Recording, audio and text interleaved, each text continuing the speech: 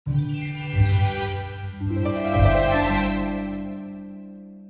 pagi, Dokter Maha, apa Selamat kabar? pagi, kabar baik. Lama nggak jumpa ya. Iya, jadi hari ini kita akan ngobrol-ngobrol sebentar dengan Dokter Maha di tengah kesibukan beliau yang keliling-keliling ya ke seluruh Indonesia gitu untuk memberikan edukasi mengenai gigitan ular, kemudian penanganan untuk ubur-ubur, kemudian sengatan tawon, seperti itu ya. Terakhir hewan-hewan berbisa lainnya.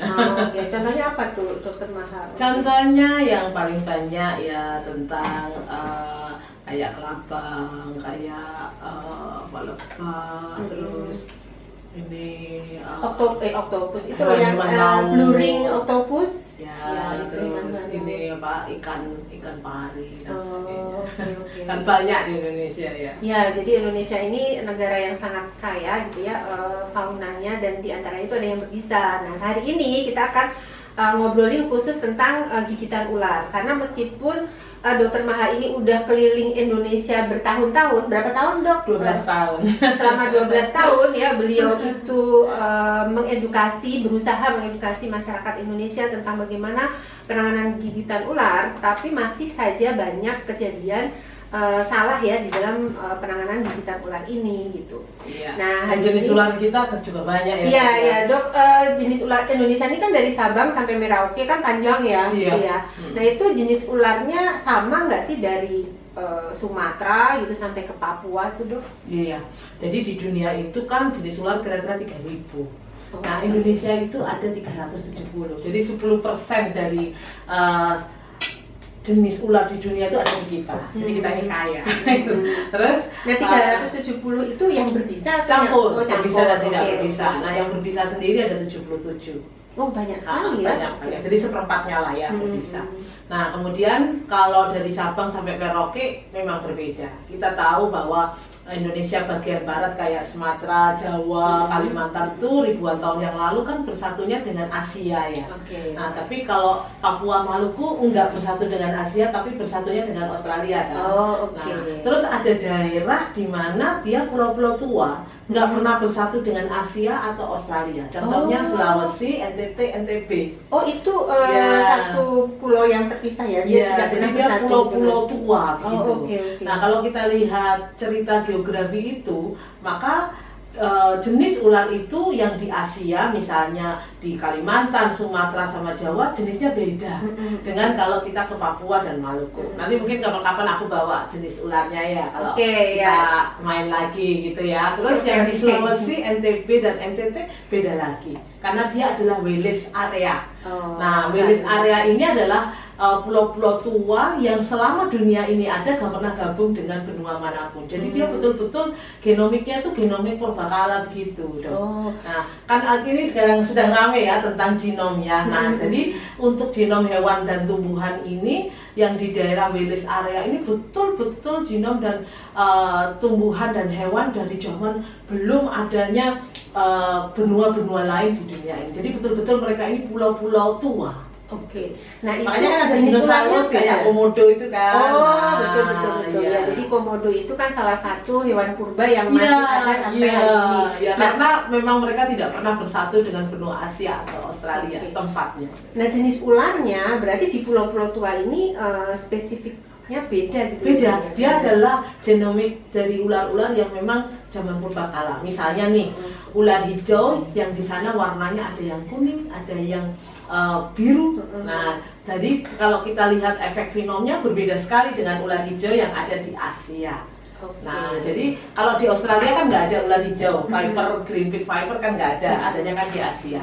Maka efek fenomnya berbeda. Dari efek fenom itu kita langsung tahu bahwa protein enzimatik yang menjadi komposisi dan juga genomik dari hewan-hewan itu pasti beda. Oke, menarik sekali ya teman-teman. Iya, ya, nanti karena kamu tak Indonesia- bawakan ular. Oh ya, yang kita tunggu di sesi nanti berikutnya Ya, mungkin pas akan main-main bawa lagi ke sini. bawa Iya. ular-ular yang sudah diawetkan ya, bukan dalam hidup ya, Dok, ya. Enggak, saya pencinta hewan, jadi pasti yang sudah diawetkan. Oke. Nah, Dok, karena jenis ularnya kan beda-beda, tetapi kalau misalkan terjadi gigitan ular dan ular itu berbisa, Iya. penanganan awalnya untuk pertolongan pertamanya itu apakah ada perbedaan atau sama saja gitu? Iya. Jadi kalau untuk hewan-hewan yang berbisa ini, terutama ular, memang ada beberapa hal yang perlu kita perhatikan, terutama dalam first aid atau penanganan awal.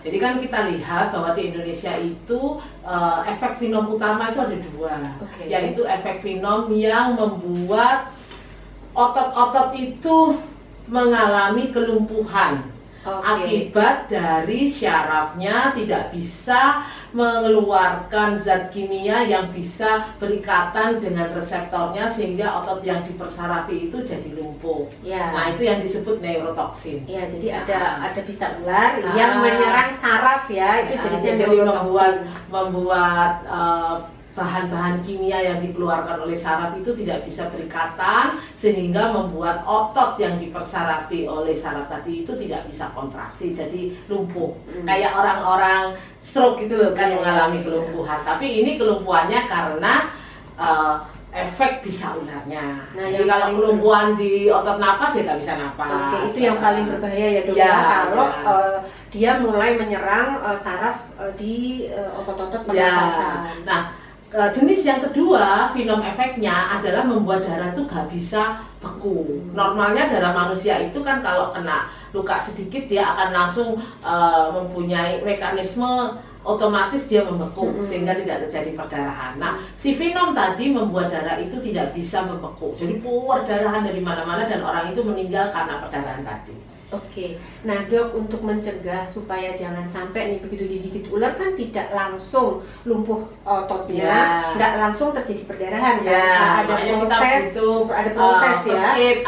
Nah, pertolongan pertamanya ini seperti apa supaya itu namanya kan fase sistemik ya dok ya? Nah, itu kalau kita mencegah adanya fase sistemik yaitu dengan memotong di fase lokal cuma di bekas gigitan saja, kita melakukan pertolongan awal berupa first aid tadi. Nah, first aid-nya ada dua macam tadi kan, karena efek fenom utama di Indonesia ini ada dua macam tadi. Kalau Dokter Lelita pergi ke Australia, efek fenomnya cuma satu karena jenis efek fenom di sana jenis ularnya hanya neurotoksin saja, nggak ada yang Viper. Sedangkan di Indonesia ada yang jenis Viper. Yang Viper itu ya perdarahan. Nah, jadi caranya kalau kita tidak tahu jenis ularnya apa, maka kita pakai cara imobilisasi dasar. Nah, imobilisasi dasar itu dengan cara membuat tidak bergerak bagian yang digigit ular. Misalnya nih, Dokter Lita digigit ular di tangan, ya. Misalnya di ujung jari, di punggung tangan atau telapak tangan, lengan bawah atau lengan atas, maka bagian yang tidak bergerak itu adalah dari ujung jari sampai sendi yang tidak bergerak. Jadi jangan sampai imobilisasinya cuma sepotong segini dok, tapi dari ujung sampai ujung, karena kita membuat otot rangka tidak bergerak. Jadi meskipun yang digigit ini ujung jarinya doang, fiksasinya tuh nggak boleh hanya di jari aja, karena ini kan bisa bergerak ya, ya. Jadi kita butuh imobilisasinya itu seluruh anggota gerak atas yang digigit.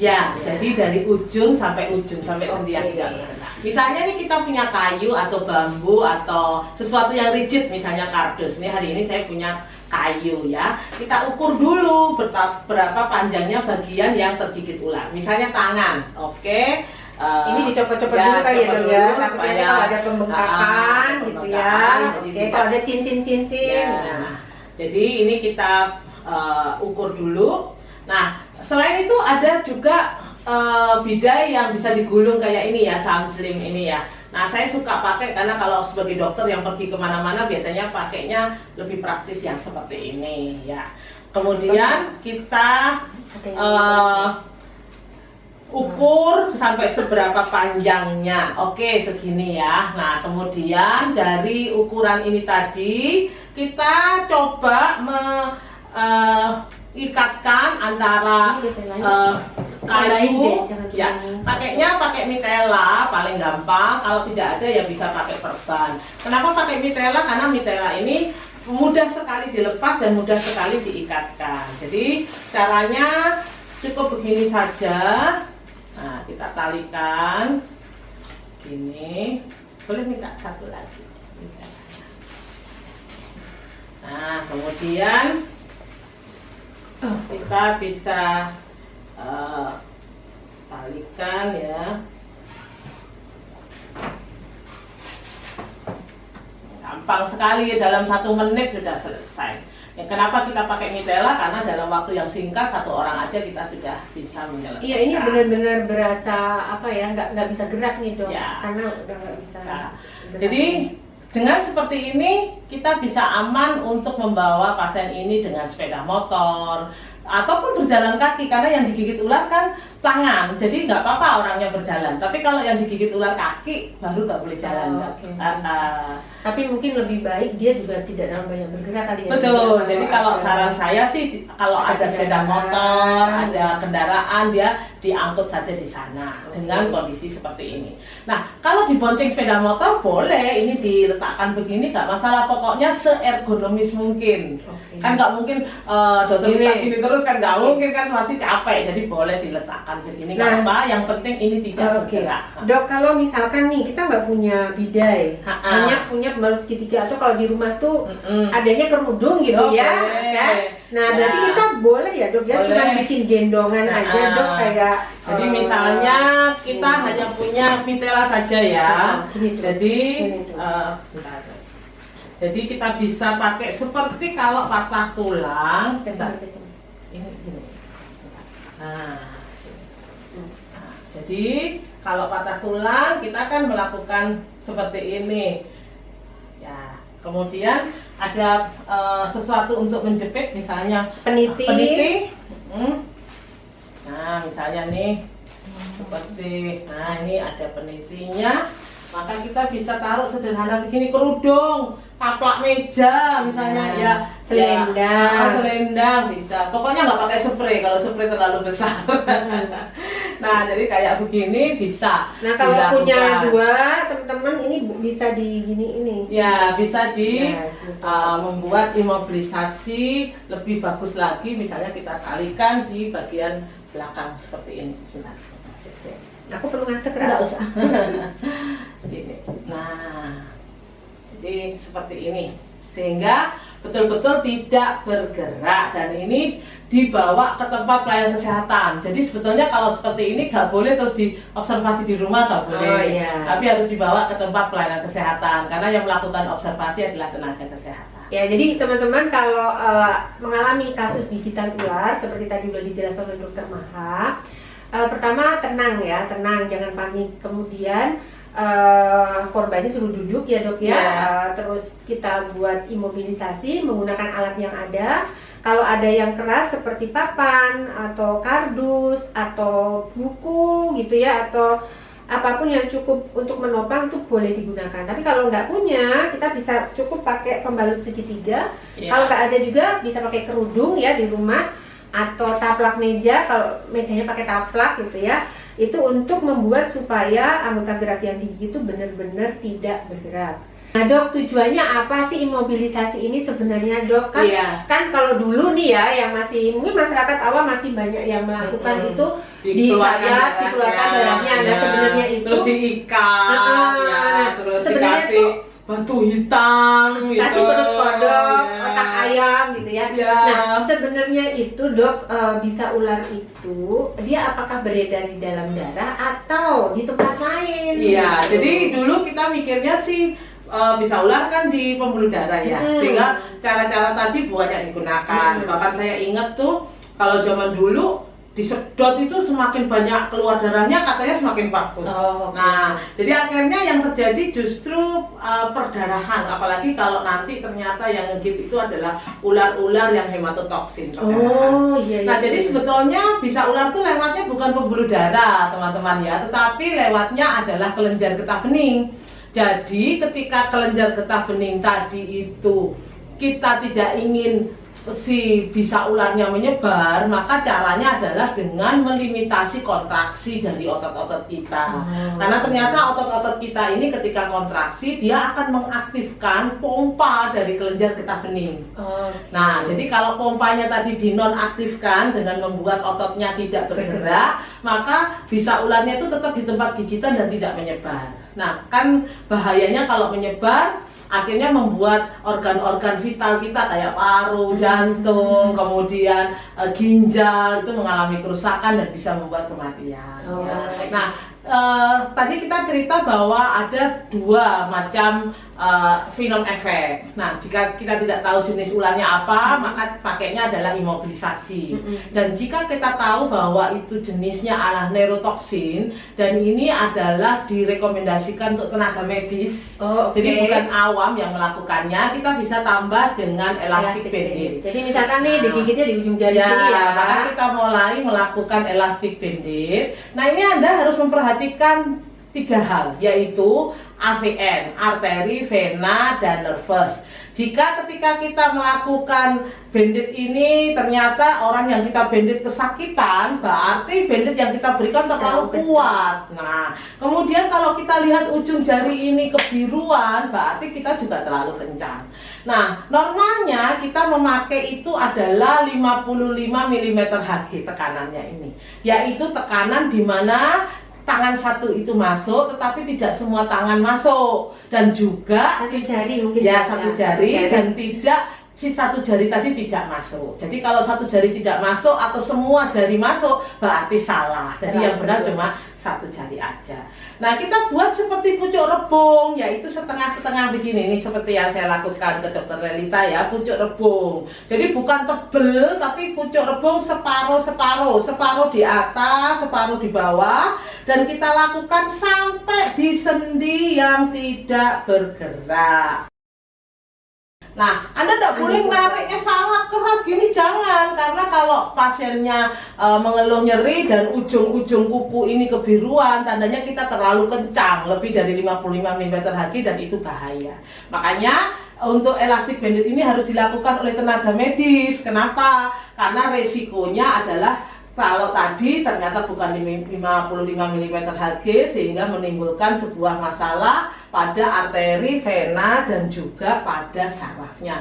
Kemudian jangan lupa, ini bukan hanya begini saja, karena ini pressure bandage imobilisasi. Jadi setelah dilakukan, jadi pressure bandage itu gunanya untuk menekan atau mempressure dari otot-otot supaya gak gerak. Nah, terus kita tambahkan dengan imobilisasi tadi. Nah, jadi imobilisasi setelah pressure bandage ini dibutuhkan untuk membuat tidak bergerak daripada bagian yang tergigit ular tadi. Nah, jadi seperti ini. Nah, jadi bisa dirasakan, kita tanyakan ke pasiennya apakah bisa digerakkan atau tidak. Gimana? Ya, ini satu setelah dibalut dengan elastic bandage itu yang saya rasakan ya, Dok, ya, ketekan gitu. Ya, jadi ototnya ketekan sesuai dengan fungsi daripada pressure bandage. Ada beberapa jenis ular yang mempunyai efek venom sitotoksin. Contohnya, sitotoksin itu apa, Dok? Ya, sitotoksin itu merusak sitoplasma yang ada di dalam sel. Jadi sitoplasma adalah cairan sel, begitu. Nah, jadi karena cairan sel, maka ketika dia rusak, dia akan menimbulkan pembengkakan yang besar. Jadi jenis ularnya berbeda. Kebanyakan jenis ularnya adalah jenis ular viper. Jadi viper kan di Indonesia ada 3 macam ya. Viper tanah, viper pohon, yang ular hijau itu. Viper tanah itu ular tanah. Ya, ular tanah. Kemudian ular hijau, ular pohon tadi, dan juga daboya. Nah, itu menimbulkan sebuah pembengkakan karena sitotoksin. Nah, sitotoksin yang lain adalah yang golongan elapid, tapi kobra dan king cobra. Makanya kobra dan king cobra tadi kan tidak boleh di elastic bandage. Kenapa? Karena dia punya sitotoksin. Nah, jadi caranya begini.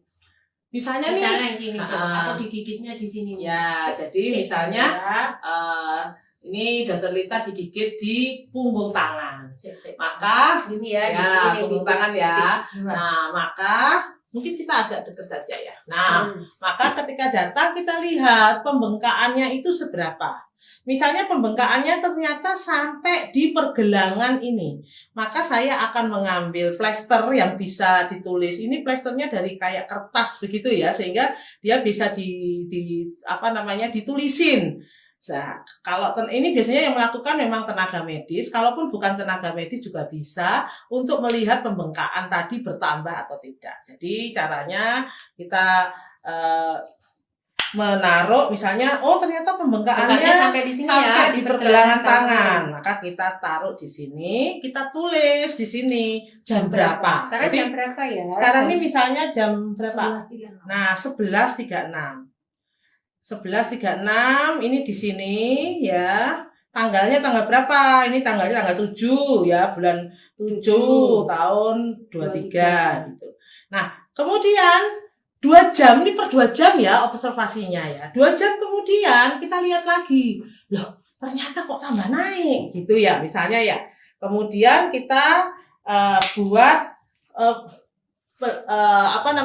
melihat pembengkakannya. Ternyata naiknya sampai di hampir di hampir siku. Nah, di sini. Kemudian kita lihat jamnya jam berapa? Misalnya kan tambah 2 jam tuh, berarti jam 13.36 gitu kan.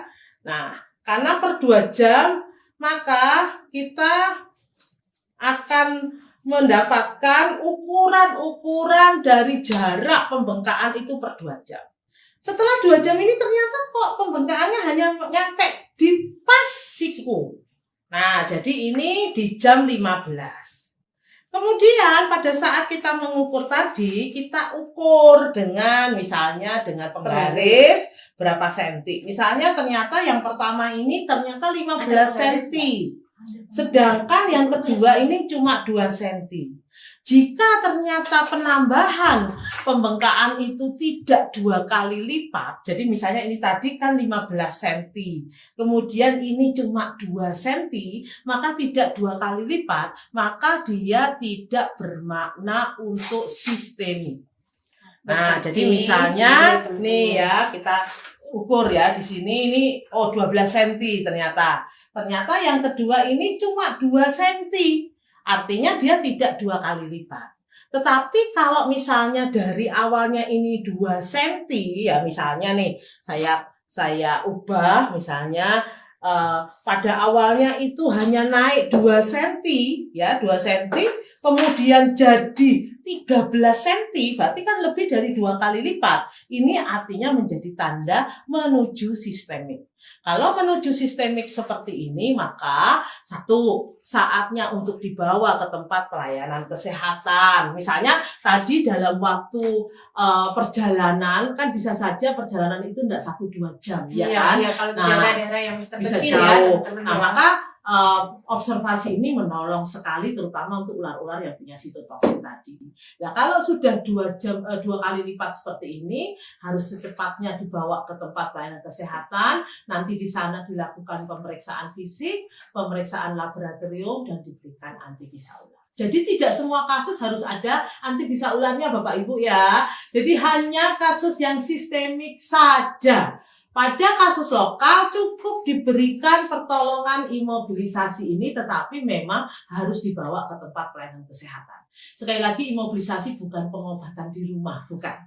Tapi dia adalah pertolongan awal, kemudian dibawa ke tempat pelayanan kesehatan, dan setelah itu diobservasi oleh tenaga kesehatan. Nah, ya, gitu kira-kira. Sambil ini diukur-ukur ya, ini tetap proses imobilisasi itu berlangsung ya. Ya, jadi ini tetap. Karena ini kan sifatnya 2 jam sekali. Ya. Jadi kalau karena 2 jam sekali dan ini di perjalanan, misalnya perjalanannya jauh, karena kan banyak bilang Dr. Maha, ini kami ini jaraknya ke tempat pelayanan kesehatan terdekat tuh 6 jam. Nah, jadi memang selama perjalanan tetap dilakukan first aid imobilisasi, tapi dilakukan sebuah observasi.